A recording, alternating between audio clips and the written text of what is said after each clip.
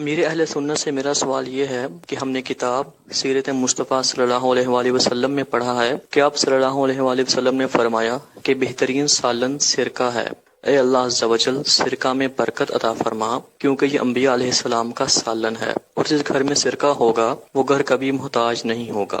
میرا سوال یہ ہے کہ اس حدیث میں کون سے سرکے کا ذکر ہے؟ کیا یہ وہی سرکہ ہے جو ہم بازار سے کھانے میں ڈالنے کے لیے لاتے ہیں، یا یہ کسی اور قسم کا سرکہ ہے، اور اس کو گھر میں رکھنے سے بھی کیا مراد ہے؟ برائے مہربانی اس کی وضاحت فرما دیجیے۔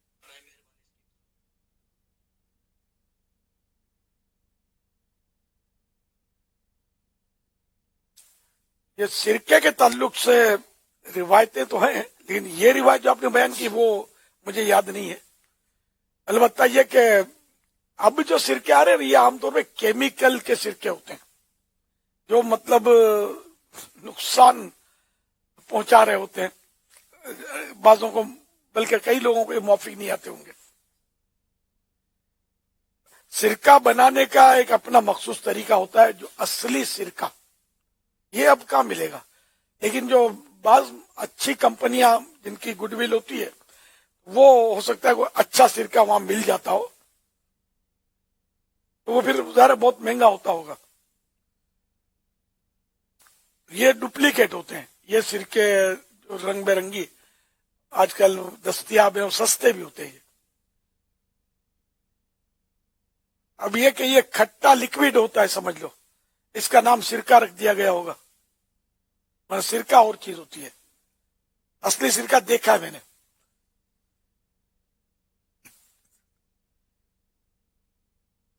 واللہ تعالی اعلم ورسولہ اعلم عز وجل وصلی اللہ تعالی علیہ وآلہ وسلم۔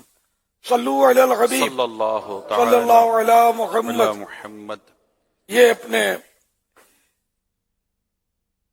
ایک حدیث پاک وہ جو قبرستان والا سوال ہوا تھا، لیکن میری مراد کچھ اور تھی، وہ ورد کے لیے، لیکن چلو لگے ہاتھوں میں وہ قبرستان میں پڑھنے کے کچھ اورات عرض کر دیتا ہوں۔ فرمان مصطفیٰ صلی اللہ علیہ وآلہ وسلم جو قبرستان میں گیا، جو قبرستان میں 11 بار سورۃ الاخلاص یعنی قل هو اللہ شریف پڑھ کر مردوں کو اس کا ایصال ثواب کرے، تو مردوں کی تعداد کے برابر ایصال ثواب کرنے والے کو اس کا اجر ملے گا۔ حوالہ جمع الجوامع للسیوطی، جلد 7 پیج نمبر 285، حدیث نمبر 23152۔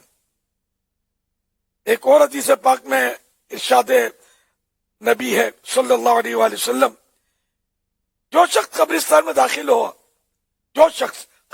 داخل ہوا پھر اس نے سورۃ الفاتحہ، سورۃ الاخلاص اور سورۃ التکاثر پڑھی، پھر یہ دعا مانگی، یا اللہ پاک میں نے جو کچھ قرآن پڑھا اس کا ثواب اس قبرستان کے مومن مردوں اور مومن عورتوں کو پہنچا، تو وہ سب کے سب قیامت کے روز اس یعنی ایصال ثواب کرنے والے کے سفارشی ہوں گے، اس کی سفارش کریں گے۔ صلو علی الحبیب صلی اللہ علی محمد۔